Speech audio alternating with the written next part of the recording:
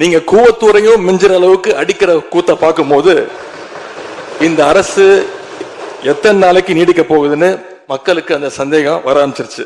வெறும் இன்ஸ்டாகிராம்ல ரீல்ஸ் ஆட்சியா இல்லாம ரியல் ஆட்சியா நடத்துங்க.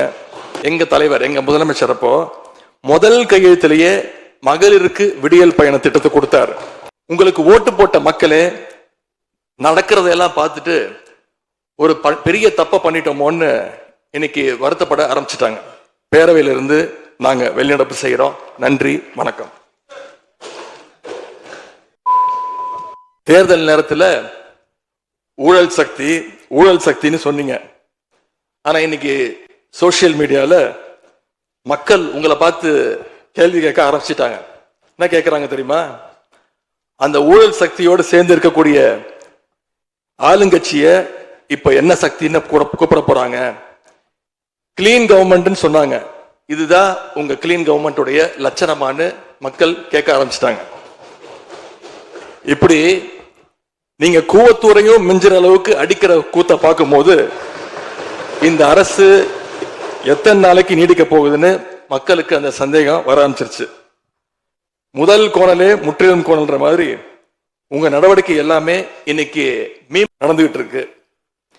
இப்படி எம்எல்ஏக்களை எல்லாம் கடன் பெற்று ஆட்சி நடத்துகின்ற முதலமைச்சர் தான் அளித்துள்ள போலி வாக்குறுதிகளை நிறைவேற்ற முடியாதுன்னு தெரிஞ்ச உடனே முந்தைய அரசு, அதாவது எங்களுடைய அரசு வளர்ச்சிக்காக பெற்ற கடன் குறித்து தவறான கருத்துக்களை தந்து மக்களை இன்னைக்கு திசை திருப்ப முயற்சி செஞ்சு கொண்டிருக்கிறார்.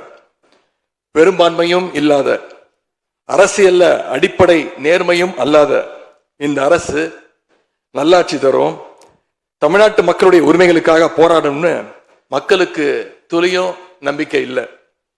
முக்கியமான ஒரு விஷயத்தை இங்க நான் பதிய வைக்க விரும்புகிறேன். உங்களுக்கு ஓட்டு போட்ட மக்களே நடக்கிறதையெல்லாம் பார்த்துட்டு ஒரு பெரிய தப்ப பண்ணிட்டோமோன்னு இன்னைக்கு வருத்தப்பட ஆரம்பிச்சுட்டாங்க. மக்களுடைய அந்த உணர்வை வெளிப்படுத்தும் விதமா இந்த ஓட்டெடுப்பில் கலந்துக்காம திராவிட முன்னேற்ற கழக உடன்பிறப்புகள் உறுப்பினர்கள் நாங்க வெளிநடப்பு செய்ய போறோம். நாங்க வெளிநடப்பு செஞ்சாலும் அதனால பேரவையுடைய எண்ணிக்கை அளவு குறைஞ்சு நீங்க நிச்சயம் இந்த வாக்கெடுப்புல வெற்றி பெறதான் போறீங்க. அப்படி வெற்றி பெற்ற பிறகாவது மக்களுடைய நம்பிக்கையை காப்பாற்றுற மாதிரி உங்களுடைய பணிகள் இருக்கணும். உழைங்க. எங்க தலைவர் திரு முத்துவேல் கருணாநிதி ஸ்டாலின் அவர்கள் கடந்த 5 வருஷமா ஒவ்வொரு குடும்பத்துக்கும் பார்த்து திட்டங்களை நிறைவேற்றி கொடுத்தார். அந்த திட்டங்களை எல்லாம் நீங்க தொடரணும். தயவு செஞ்சு அதுல அரசியல் செய்ய வேணாம். ஏன்னா இந்த மாசம் 15ஆம் தேதி கலைஞர் மகளிர் உரிமை தொகை 1,31,00,000 தாய்மார்கள் காத்துக்கிட்டு இருக்கிறாங்க. இந்த 1000 ரூபாய் வருமா அப்படின்னு காத்துக்கிட்டு இருக்கிறாங்க. அதே மாதிரி புதுமை பெண் திட்டம், தமிழ் புதுவன் திட்டங்கள்ல காலேஜ் போற ஸ்டூடெண்ட்ஸ் அவங்களுக்கு வர மாசம் வர கல்வி ஊக்கத்தொகை 7ஆம் தேதி கொடுத்துருக்கணும். இது வரைக்கும் வரல. அவங்களும் காத்துக்கிட்டு இருக்கிறாங்க. இப்ப ஸ்கூல் இல்லைனாலும் ஜூன் 2ஆம் தேதி ஸ்கூல்ல ரீஓபன் பண்ண போறாங்க. அப்ப காலை உணவு திட்டத்துக்காக பள்ளி மாணவர்கள்லாம் காத்துக்கிட்டு இருக்கிறாங்க. இப்படி பல்வேறு திட்டங்கள் இருக்கு. நான் முதல்வன் திட்டம், தாய் மாணவர், அன்பு கரங்கள்னு பல்வேறு திட்டங்களுடைய பயனாளிகள்லாம் ஆவலோடு காத்துக்கிட்டு இருக்காங்க. இந்த அரசு என்ன செய்ய போகுதுன்னு காத்துக்கிட்டு இருக்கிறாங்க. அதனால நான் உங்ககிட்ட கேட்டுக்கொள்றது, மாண்புமிகு முதலமைச்சர் அவர்கள் பதவி ஏற்றதும் தன்னுடைய முதல் உரையில அவகாசம் வேணும்னு கேட்டீங்க. நிச்சயம் அவகாசம் எடுத்துக்கோங்க.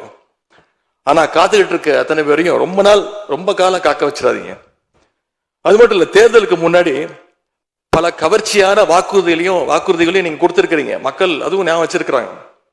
மகளிருக்கு மாசம் 2,500 ரூபாய், ஆண்டுக்கு 6 சிலிண்டர், தங்க செயின், மோதிரம், பட்டுப்புடவை, வேலையில்லா இளைஞர்களுக்கு உதவித்தொகைன்னு அந்த லிஸ்டும் நீண்டுட்டே இருக்கு. பெரிய லிஸ்ட் தான். அதுல ஒரு சில வாக்குறுதிகளாவது முதல் கையெழுத்துல நீங்க நிறைவேற்றுவீங்கன்னு மக்கள் எதிர்பார்த்தாங்க. நீங்க வாக்குறுதிகளை சொல்லும் போது நடைமுறைக்கு சாத்தியமானதை மட்டும்தான் சொல்றேன்னு எல்லா கூட்டத்திலையும் திரும்ப சொல்லியிருக்கிறீங்க. எனவே அதை விரைந்து செஞ்சு காட்டுங்க. இந்த நேரத்தில் எங்க திராவிட மாடல் ஆட்சியை பத்தி நான் ஒன்னே ஒன்று மட்டும் குறிப்பிட விரும்புறேன்.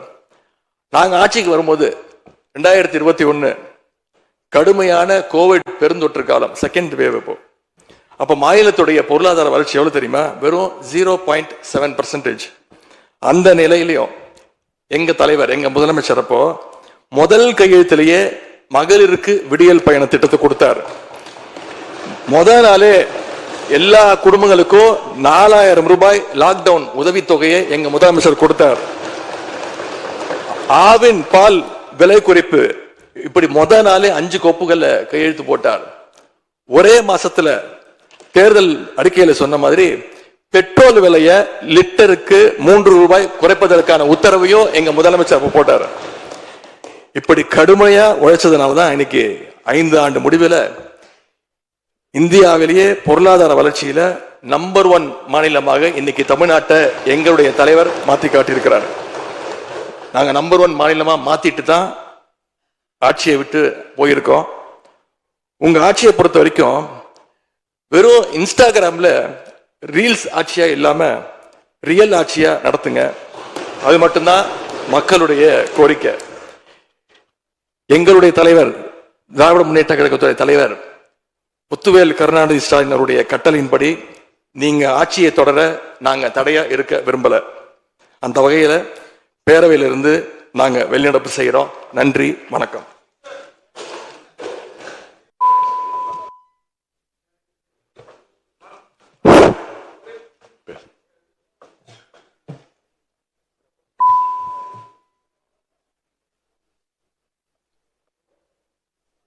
மைக் கொடுங்க.